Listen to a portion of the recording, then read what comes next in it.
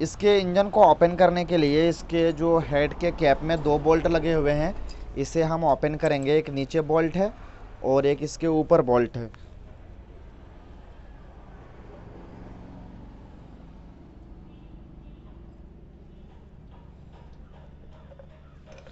दोनों बोल्ट को जैसे ही निकालेंगे, देखें इसके हेड के कैप जो है इससे अलग हो गया।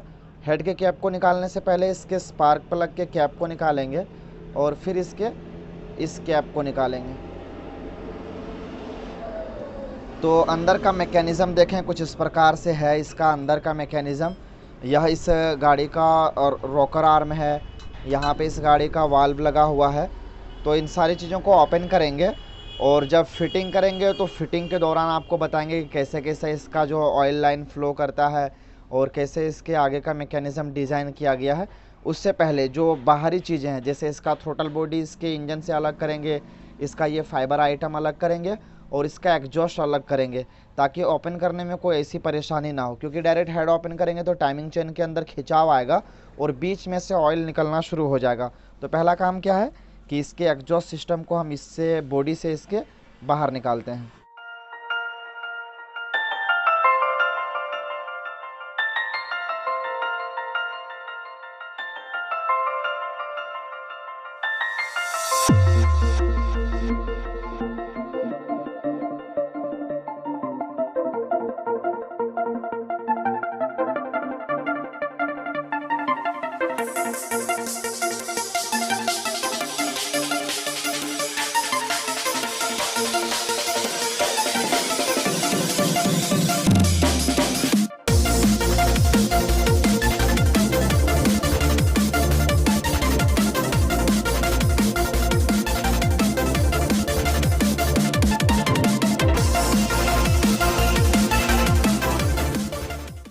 तो देखें इसके सारे जो बॉडी कवर्स था, इसका एग्जॉस्ट था, वो सारा चीज़ मैंने निकाल लिया है। यहाँ तक कि इसके मैग्नेट से इसका फ़ैन कवर भी निकाल दिया है। अब इसके अंदर जो मेन हम ओपन करेंगे, इसके हेड को ओपन करने के बाद, इसके ब्लॉक को ओपन करने के बाद इसके अंदर का मैकेनिज़्म समझेंगे। और एक चीज़ आप देख सकते हैं कि इसके जैसे मैंने इंजन को ओपन किया तो जो पहले की एक्टिवा सीरीज़ थी या डियो या जो ग्राजिया एविएटर, तो उसके इस जगह पे सेल्फ को डिज़ाइन किया गया था यहाँ पे। तो नीचे से चेसी माउंट रहती थी, बट आप इस जगह पे देखें तो यहाँ से इस इंजन को माउंट कर दिया गया है और सेल्फ मोटर को हटा दिया गया। क्योंकि सेल्फ मोटर इसके अंदर से हटाने के बाद अल्टरनेटिंग करंट जनरेटर सिस्टम इसके अंदर ऐड कर दिया गया, ACG। वो कैसे काम करता है, उसका मैकेनिज़्म क्या है, उसको समझने के लिए हम इस वाले मैग्नेट कवर को जब ओपन करेंगे तो समझेंगे। क्योंकि अभी सीखना काफ़ी इंटरेस्टिंग है कि कौन सा इसके अंदर मैग्नेट पुलर लगेगा, कैसे इसको स्पेशल टूल से ओपन करना पड़ता है, और हेड को ओपन करने से पहले क्या किस साइड से इसका हेड में ऑयल फ्लो होता है, कितना फ्लो होना चाहिए, वो सारी चीज़ें बताएंगे। और साथ ही साथ इसके टाइमिंग के बारे में, टाइफिट के बारे में, वाल्व क्लियरेंस के बारे में सारी चीज़ें बताएंगे। तो बने रहें वीडियो में। और प्लीज़ आपसे रिक्वेस्ट है कि अगर अभी तक आपने चैनल को सब्सक्राइब नहीं किया है तो सब्सक्राइब कर दें, क्योंकि आप देख रहे होंगे कि कितना interesting video per day BS6 का इलेक्ट्रॉनिक को लेकर, इंजन को लेकर, मैनुअल प्रॉब्लम को लेकर रेगुलर वीडियो में लाता हूं। तो सब्सक्राइब करके रखेंगे तो कुछ ना कुछ आपको मैं बेनिफिट ज़रूर प्रोवाइड करूंगा, जिससे आपको काफ़ी हेल्पफुल जानकारियाँ मिलेगी, सीखने लायक चीज़ें मिलेगा। तो चलिए मैं इसके हेड को ओपन करता हूँ। ये चारों बोल्ट जैसे ही ओपन करेंगे तो इसका हेड बाहर निकलेगा, क्योंकि मैंने ऑलरेडी इसका एग्जॉस्ट सिस्टम निकाल रखा है। तो कुछ इस प्रकार से इसका जो है 12 mm के जो है चारों में बोल्ट्स रहेंगे। इसको हम ओपन करेंगे, एक एक वॉशर सभी के अंदर रहेगा। जैसे इसके इस बोल्ट को ओपन करेंगे तो इसके अपोजिट साइड में, इसके इंजन को ही राउंड शेप में ले लेता हूँ, इसके अपोजिट साइड एक बोल्ट है जिससे हमारा टाइमिंग का जो ये कंप्लीट स्पोकेट है वो अटैच है। तो टाइमिंग के स्पोकेट को ओपन करने से पहले ऊपर अगर देखें तो यहाँ पे जो इसका टाइमिंग टेंशनर लगा हुआ है, तो टाइमिंग टेंशनर को ओपन करेंगे। उससे पहले टाइमिंग टेंशनर को ओपन करने से पहले हमें टाइमिंग को थोड़ा, इसका एडजस्टर को लूज करना पड़ेगा, जिससे हम आसानी से इसे बाहर निकाल सकें। हेड के जितने भी बोल्ट्स होते हैं उसको ओपन करने के बाद जो दूसरा काम होता है इसका टाइमिंग के इस गियर को ओपन करना। तो आप सभी मैकेनिक भाइयों के माइंड में एक कन्फ्यूजन हमेशा बना होता है कि जब भी मैं इंजन फिटिंग करता हूं तो टाइमिंग को लेकर कन्फ्यूजन होता है। तो उस कन्फ्यूजन को दूर करने से पहले आप जब भी इंजन को ओपन करें तो उससे पहले आप इसके इमेजेस क्लिक कर लें अलग अलग एंगल से। अभी देखें मैं इसके पिस्टन को टॉप पे ले आ चुका हूँ, यहाँ से आप देखें, और इसके मैग्नेट साइड से मैं यहाँ से इसका टाइमिंग ले आ चुका हूँ। अब कन्फ्यूजन होगा ही नहीं, जब भी इंजन फिटिंग करेंगे तो यही सेम टाइमिंग से इसको हम फिट कर लेंगे। अब इससे टाइमिंग स्पॉकेट को ओपन करने से पहले इस टेंशनर को ओपन करना पड़ेगा, और जब ये दोनों बोल्ट ओपन करेंगे उससे पहले इस स्क्रू को थोड़ा सा लूज करेंगे किसी इस प्रकार से, तो ताकि क्या है कि फिटिंग के दौरान हमें एडजस्टमेंट में कोई प्रॉब्लम ना हो। तो अब इसे ओपन करने के बाद दो जो 10 नंबर के बोल्ट हैं उसे ओपन करेंगे। तो एक ये बोल्ट को ओपन करेंगे, यहाँ से ये ओपन हो गया, ये भी यहाँ से खुल गया। अब इसे पूरी तरह से बाहर निकालने से पहले इसके इस टाइमिंग प्लेट के जो बोल्ट्स हैं इसे हम लूज करेंगे, और इसे लूज करने के लिए क्या करना पड़ता है कि एक साइड से आप चाहें तो इसके इस मैग्नेट को इस तरह से टी रेंच से आप होल्ड कर सकते हैं, या फिर इसके अंदर जो आपका होल्डर होता है मैग्नेट का वो लगा सकते हैं। बट बताते चलें मैग्नेट होल्डर काफ़ी रिस्की होता है, उसके जो अंदर के टिथ होते हैं काफ़ी समय मैग्नेट कॉइल के ख़राब होने के चांसेस उससे बढ़ जाता है, और इस तरह से अगर हम इसके क्रैंक केस में लगाएंगे तो ये इसका एल्युमिनियम प्लेट टूट सकता है। तो ये जो स्टेप है ये काफ़ी सेफ़ है। देखें इस तरह से मैंने वहाँ पे लगा दिया, और जैसे इसके नीचे की ओर डाउन करेंगे एकदम इजीली ओपन हो गया। तो इसके अभी देखें जो स्टेप मैंने बताया कि जब भी ओपन करेंगे तो यहाँ पे हम इसके गोटी रेंच को अटैच करेंगे, जिससे क्या होगा कि अंदर कोई जो है इसका कॉइल स्प्लिट ख़राब ना हो। अब इसके इस बोल्ट को हम ओपन करेंगे तो ये काफ़ी आसानी से ओपन हो जाएगा। और जब भी फिटिंग के दौरान आपको बताएंगे कुछ ऐसे इंपॉर्टेंट स्टेप, जैसे ये जो आपको हॉल दिख रहा है ना यहाँ पे, ये इसका ऑयल फ्लो वाला हॉल है। इसमें अगर थोड़ा सा भी डस्ट पार्टिकल रहेगा तो गाड़ी के हेड के अंदर ऑयल नहीं जाएगा, जिससे आपको काफ़ी परेशानियों का सामना करना पड़ सकता है। तो वो हम फिटिंग के दौरान बात करेंगे।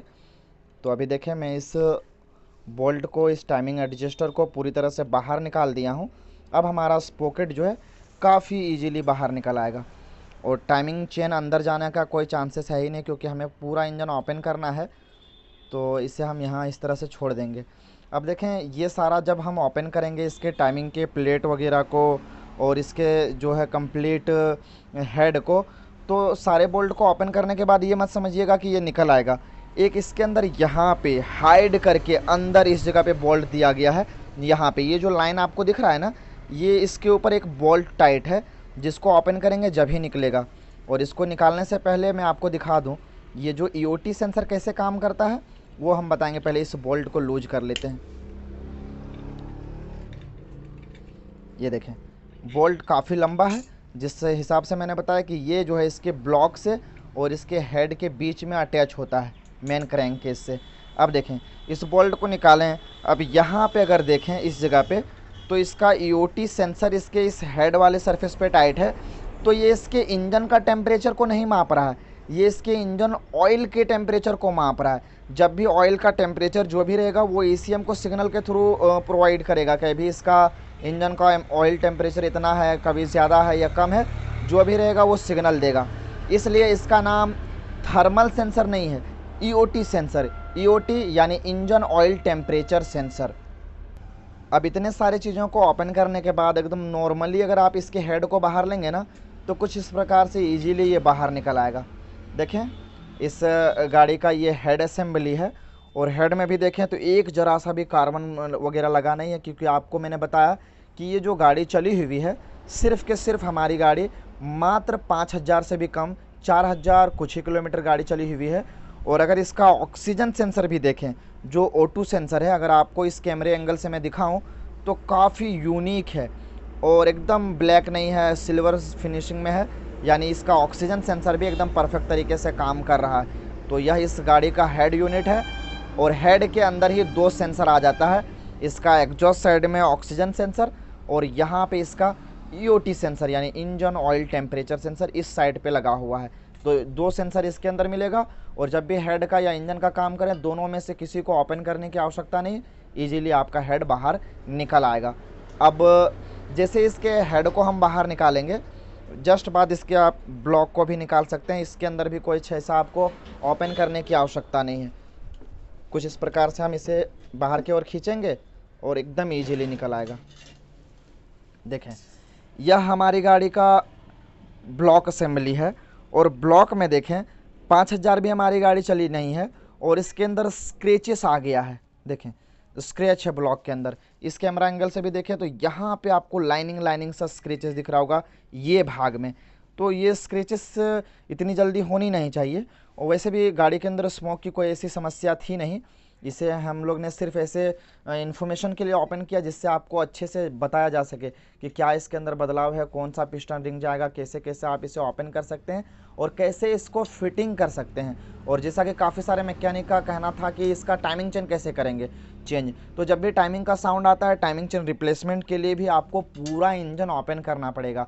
तो जब हम हेड के मैकेनिज़्म को समझ गए हैं, इसके हेड को पूरी तरह से ओपन कर दिए हैं, तो अब दूसरी बारी क्या आता है कि इसके क्लच को ओपन करेंगे, देन फिर इसके व्हील को ओपन करने के बाद गियर बॉक्स और गियर बॉक्स के बाद इसके पूरे इंजन को हम ओपन करेंगे। तो चलिए इसके क्लच कवर को ओपन करते हैं। इसके हेड और ब्लॉक को ओपन कर चुके हैं, अब इसके क्लच कवर को ओपन करेंगे। बट क्लच साइड को ओपन करने से पहले मैं इसके राइट हैंड साइड के क्रैंक केस पे दिखा दूं तो यहाँ पे देखें कंपनी रिकमेंडेड एक यूनिट ऐड कर दिया गया है। यहाँ पे सिर्फ ये होंडा के BS6 बाइक और स्कूटर में अगर आप देखें तो यह यूनिट आपको देखने को मिलेगा। अब यह यूनिट क्या है, क्यों दिया गया है, क्या काम करता है, इसके बारे में अगर आपको पता है तो आप कमेंट करें और नहीं पता है फिर भी आप कमेंट करें ताकि नेक्स्ट वीडियो में इसके ऊपर ला सकूं। क्लच कवर के ये सारे बोल्ट ओपन करने के बाद ये हरगिज ना समझें कि इसका क्लच कवर पूरी तरह से ओपन कर दिया गया है। इसके अंदर यहाँ पे बीच में एक हाइड करके बोल्ट दिया गया है काफ़ी अंदर। काफ़ी सारे मैकेनिक भाई कंफ्यूज रहते हैं, सारे बोल्ट को निकालते हैं और सोचते हैं क्लच कवर ओपन हो गया, बट जी नहीं, क्लच कवर को ओपन करने के लिए बीच का बोल्ट हरगिज ओपन करना ना भूलें। तो यहाँ पे जो बीच का बोल्ट है इसे आपको निकालना पड़ेगा। ये देखें बीच का बोल्ट निकला, अब क्लच कवर हमारा बाहर निकलेगा। सारे बोल्ट को निकालने के बाद भी नहीं निकलेगा, यहाँ का बोल्ट ज़रूर ओपन करें। बीच का यह बोल्ट निकालेंगे और इस तरह से ये जो टी रेंच है इसे हम यहाँ पे लगाएंगे और इस प्रकार से फैला देंगे। काफ़ी इजीली यह जो है बाहर निकल आएगा और जैसे ही बाहर निकलेगा तो अंदर का आपको सारा मैकेनिज़्म आपको देखने को मिलेगा। यह इस गाड़ी का क्लच शू यहाँ पे इसके अंदर लगा हुआ, या क्लच हाउसिंग है, वेरिएटर रोलर है। अलग अलग मैकेनिक भाई अलग अलग शब्द कहते हैं, तो मैं ये नहीं बताऊंगा कि ऐसे इसको कहा जाता है। आप अपने पता लगा सकते हैं कि ये क्या चीज़ है। ये बेल्ट ड्राइव है। अब मैकेनिज़्म में बदलाव देखें, यहाँ पे इसका बेंडिक्स ड्राइव लगा होता था जो इस गाड़ी को स्टार्ट करने में मदद देती थी इसके सेल्फ मोटर की मदद से। तो ये जो सेल्फ मोटर का डिज़ाइन यहाँ पे था उसे हटा दिया गया, यहाँ पे जो बेंडिक्स ड्राइव था उसे हटा दिया गया और नॉर्मल मैकेनिज़्म कर दिया गया। सिर्फ गाड़ी की स्पीड को लेकर, पिकअप को लेकर ही सामान रहा गया इसके अंदर। इसके अंदर स्टार्टिंग को लेकर कोई भी ऐसा मोटर सिस्टम आपको देखने को नहीं मिलेगा। तो चलिए ये सारी चीज़ें मैं ओपन करता हूँ, कौन सा एंटी क्लॉकवाइज कौन सा क्लॉकवाइज खुलता है वो सारी चीज़ें आपको बताता हूँ। इसे ओपन करने के लिए एकदम आसान है। एक मैकेनिक भाई के पास जो नॉर्मल टूल रहेगा ना वो भी आप उपयोग में ला सकते हैं। इसके लिए कोई स्पेशल टूल परचेज़ करने की आवश्यकता नहीं। वैसे भी जब से BS6 गाड़ियाँ आई है ना, हमारे मैकेनिक भाई ऑलरेडी घबरा चुके हैं। तो आप घबराएं ना, नॉर्मल आप देखें कि जो टूल आपके पास है उससे भी आप एक नॉर्मल BS6 गाड़ियों का काम कर सकते हैं, काम में ला सकते हैं ये सारे टूल। तो देखिए मैंने इसको यहाँ पे लगाया। अब नॉर्मल इसके इस स्पैनर को लगा के जैसे ही ऊपर की ओर मारेंगे तो ये इजीली ओपन हो जाएगा। और नॉर्मल जिस तरह से हमारी नॉर्मल गाड़ियों का खुलता है एंटी क्लॉकवाइज, उसी साइड खुलेगा। इसके ऊपर एक वॉशर रहेगा और एक ये जो किक का टिथ है जिससे हमारी गाड़ी स्टार्टर होती है ये। उसके बाद इसके बेंडिक्स के ये जो वेरिएटर रोलर का जो है वो सिस्टम निकालेंगे इसके बैक साइड से। तो ये देखें BS6 में आप बदलाव खुद देखें, आपको पता चल जाएगा क्या क्या ऐसे नई चीज़ें लगा है और क्या पहले से ही था। तो अभी मैं इसके क्लच शू को भी निकाल लेता हूँ और इसके बाद मेन क्रैंक केस को, इसके गियर बॉक्स को, सारी चीज़ों को बिखेरेंगे क्योंकि मेन अभी हम लोग सिर्फ इसका डिसमेंटल कर रहे हैं। जब इसको असेंबलिंग का सारा प्रोसीजर बताएंगे उसमें आपको क्लियरली पता चलेगा कि क्या चीज़ कहाँ पे लगाना है, कैसे कौन से सारी चीज़ों को असेंबल करना है। तो इसके क्लच शू और क्रैंक केस को कैसे बाहर निकालना है चलिए बताता हूँ। इसके क्लच कवर को ओपन करने के बाद देखें क्लच का सारा मैकेनिज़्म मैंने निकाल लिया है। अब ये जानना इम्पोर्टेंट है कि क्या इस कवर को ओपन करने के बाद ही हम सिर्फ इसका टाइमिंग चेंज कर सकते हैं या पूरा इंजन ओपन करना पड़ेगा। तो इसके लिए हम इसके यहाँ पे जो 10 mm का ये नट है इसे ओपन करेंगे और इसे ओपन करेंगे। एक एक तांबे का वॉशर होता है, ये खास ध्यान रखें क्योंकि ऑयल यहाँ पे सर्कुलेट होता है। अगर वॉशर नहीं डाला जाएगा तो ऑयल का लीकेज जो है यहाँ से होना शुरू हो जाएगा। देखें इसके अंदर अभी भी ऑयल लगा हुआ है। तो ये दोनों बोल्ट को ओपन करेंगे ना, तो यहाँ पे एक बोल्ट लगा हुआ है जिससे ये हमारा टाइमिंग एडजस्टर जो है, या कह सकते हैं टाइमिंग चेन गाइड, ये इस जगह से होल्ड है। तो दो बोल्ट को ओपन करेंगे तो यहाँ पे एक 12 नंबर का जो नट है उसे ओपन करेंगे, तो निकालने के बाद ये जो हमारा टाइमिंग चेन गाइड है वो निकल आएगा। इसके क्लच साइड को पूरी तरह से ओपन कर दिया है। अगर मैं दिखाते चलूँ तो इसके टाइमिंग चेन को भी मैंने निकाल लिया है। अभी इन सारी चीज़ों के ऊपर मैं ज़्यादा फोकस इसलिए नहीं कर रहा हूँ क्योंकि फ़िटिंग के दौरान फिर मैं आपको डिटेल शेयर करूँगा और फिटिंग के दौरान PDF भी शेयर करूँगा कि क्या है पिस्टन जेट कॉम कैसे काम करता है, ऑयल कैसे हेड में फ़्लो करता है, वाल्व क्लियरेंस कितना रखना चाहिए। अब जस्ट इसके लेफ़्ट हैंड साइड से राइट हैंड साइड शिफ्ट हो चुके हैं। अब इसके मैग्नेट असेंबली को पूरी तरह से ओपन करेंगे। ये इसका जो मैग्नेट है इसे ओपन करेंगे और इसके लिए मैंने इस बोल्ट को ओपन कर रखा है क्योंकि इसमें भी उतना पेचीदा केस है नहीं। जिस तरह से नॉर्मल आपने ओपन किया था इस एक जो है टूल्स मैग्नेट होल्डर की मदद से ओपन करके इस नट को साइड कर लिया है। अब यहाँ पे चैलेंजेस इस चीज़ का आता है कि इसके अंदर पुलर कौन सा जाएगा। तो मेरे पास ऐसे विभिन्न प्रकार के स्पेशल टूल है। पहले मैं इसके अंदर परफेक्ट इसके टिथ को मैच करता हूँ और दिखाता हूँ आप सभी को कि इसके अंदर स्पेशल कौन सा मैग्नेट टूल जाएगा और आपके गैराज में नहीं है तो क्या किससे आप ओपन कर सकते हैं। क्योंकि इसमें थोड़ी सी भी अगर आपने लापरवाही की तो इसका ACG जो है ना वो ख़राब हो जाएगा। जितने भी इसके अंदर जो तांबे का जो वायर गुच्छा है वो पूरी तरह से कट सकता है और एक छोटी सी गलती की वजह से ख़राबी आ सकती है, उसके अंदर प्रॉब्लम फेस करना पड़ सकता है। तो स्पेशल टूल का ज़रूर उपयोग करेंगे इसके अंदर। ACG स्टार्टर के ऑलमोस्ट जितने भी गाड़ियाँ हैं ना उसके अंदर मैंने ये जो कूलर देख रहे हैं आप, यह हीरो की गाड़ियों का है। स्प्लेंडर जो ओल्ड था ना उसका आप इसके अंदर इजीली फिट कर सकते हैं, आसानी से फिट भी हो जाता है और ओपन भी हो जाता है। क्योंकि इससे पहले मैंने शाइन के अंदर, इससे पहले मैंने CD 110 ड्रीम डिलक्स के अंदर, सभी के अंदर इसी कूलर से ओपन किया और यही आपका जो स्कूटर सीरीज में भी जा रहा है। तो याद रखें यही कूलर से यह ओपन होगा।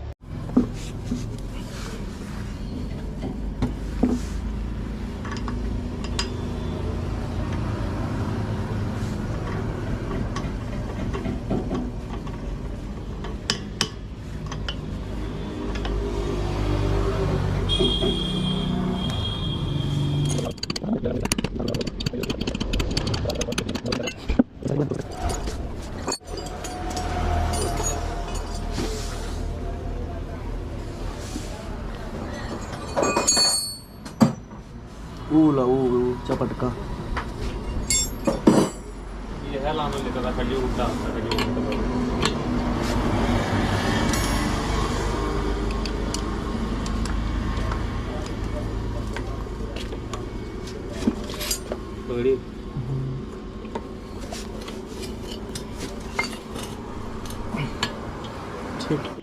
अभी इसके अंदर मैं दूसरा स्पेशल मैग्नेट टूल का उपयोग किया हूँ क्योंकि सेम ये भी हीरो होंडा स्प्लेंडर का है और ये भी हीरो होंडा स्प्लेंडर ओल्ड का है।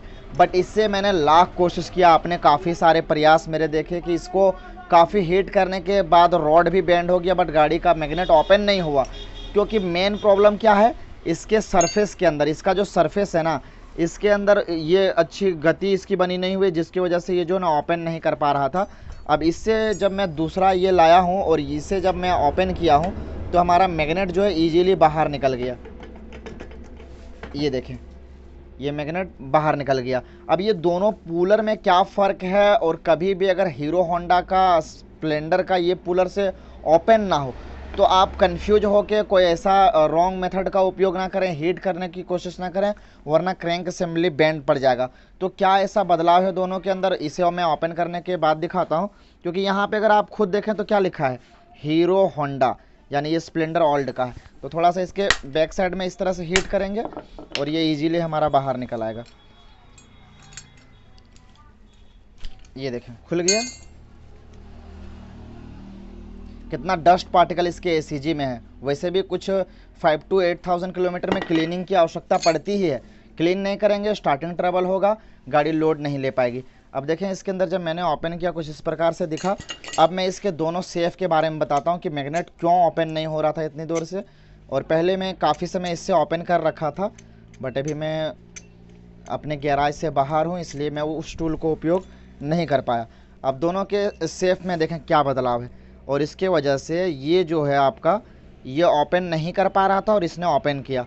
तो जब भी आप ओपन करें और खुले ना, तो ये सेफ ज़रूर देखें कि सेम है या नहीं, जो मैंने बताया है आपको ये चीज़ देख लें ज़रूर। मैग्नेट ओपन करने के बाद जो एल्की का बोल्ट है इसे ओपन करेंगे। 2 एल्की का बोल्ट आपको दिख रहा होगा ऊपर साइड, तो ये दोनों एल्की के बोल्ट को ही ओपन करेंगे। यहाँ पे जो एक स्क्रू लगा हुआ है उसे ओपन नहीं करेंगे, वरना इसके CKP सेंसर का टाइमिंग आउट हो जाएगा और गाड़ी स्टार्ट नहीं होगी, सिर्फ मैग्नेट राउंड करेगा। तो इसके इस दोनों बोल्ट को ओपन करेंगे। इसके अंदर जो CKP होल्ड है उसे भी ओपन करना पड़ेगा, क्योंकि CKP के साथ ही हमारा पूरा मैग्नेट असेंबली बाहर निकलेगा। तो इसे भी हम यहाँ से बाहर निकाल देते हैं।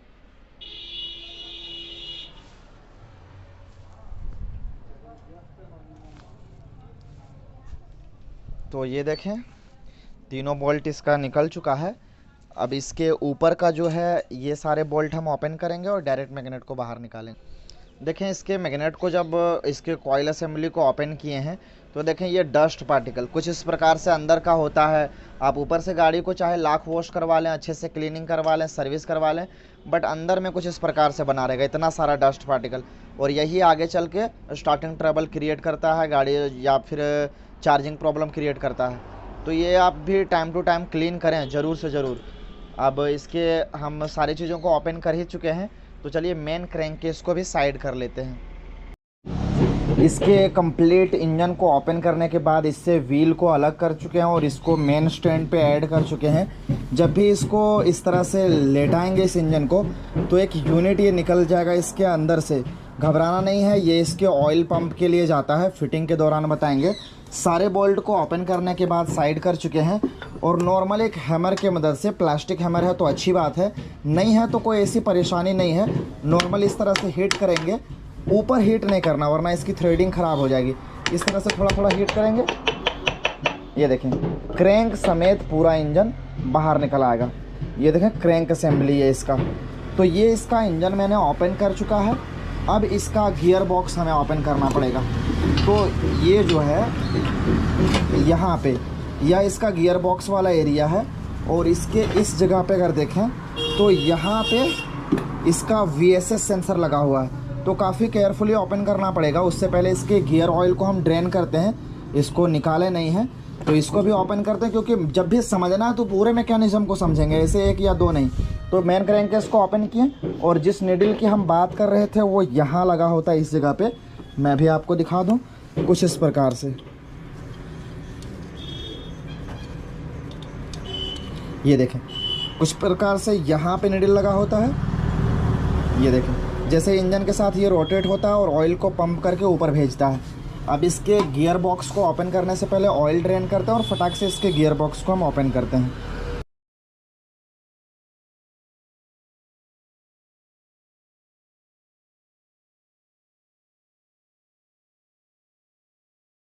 गियर बॉक्स को भी ओपन कर चुके हैं। गियर बॉक्स को जैसे ही ओपन करेंगे तो मेन जो ये शाफ्ट है यही VSS सेंसर से कनेक्ट है। ये जो मेन स्पोकेट ये शाफ्ट है ना, व्हील का जो अटैचमेंट शाफ्ट, तो ये जो यहाँ से सिग्नल प्रोवाइड करता है इस वाले VSS को, यहाँ पे जो लगा है ये वाला, तो यहाँ से स्पीडोमीटर चलता है। तो ये सारी चीज़ें ओपन करने का जो प्रोसीजर था वो आपको पता चल गया, कैसे कैसे ओपन करना है। फिटिंग का मेन है, फिटिंग कैसे करना है, कहाँ पे गलती होती है, फिटिंग करने के बाद भी क्यों प्रॉब्लम रहता है, वो सारी चीज़ें बताएंगे। तो वो देखना काफ़ी इंटरेस्टिंग रहेगा, और अभी ही चैनल को सब्सक्राइब करके रखिए ताकि फिटिंग के दौरान आप वीडियो मिस ना कर सकें, और बाद में फिर आप कमेंट ना करें कि ये प्रॉब्लम हो रहा है, इसका सोल्यूशन कैसे निकाला जाए। अभी देखें परफेक्टली सारी चीज़ों को ओपन कर चुके हैं। अब चलिए इसके नेक्स्ट टॉपिक लाएंगे, नेक्स्ट वीडियो लाएंगे, जिसमें आपको इसके पूरे फिटमेंट का मैकेनिज़्म बताऊँगा कि कैसे कैसे फिटिंग करना है। क्योंकि ये पूरा गियर बॉक्स है, ये देखें एक BS6 स्कूटर का, और यह इसका मेन क्रैंक केस जिसको फिटिंग के दौरान मैं बताऊंगा। देखें एकदम नया इंजन है, मैकेनिज़्म सिर्फ समझने के लिए इसको ओपन किया गया ताकि आप सभी मैकेनिक भाइयों को इजीली समझ में आ सके। और जब भी ओपन करें तो कुछ ऐसे ख़ास चीज़ों का आप ध्यान रखें, जैसे यहाँ पे डॉयल है और यहाँ पे ये जो पिन है, इन सारी चीज़ों को, क्योंकि ये सब गिर जाएगा ना फिटिंग के दौरान, उससे पहले वॉशिंग के दौरान, तो फिर आपको काफ़ी प्रॉब्लम हो सकता है। तो ये ख़ास ध्यान रखें। चलिए फिर मिलेंगे नेक्स्ट वीडियो में।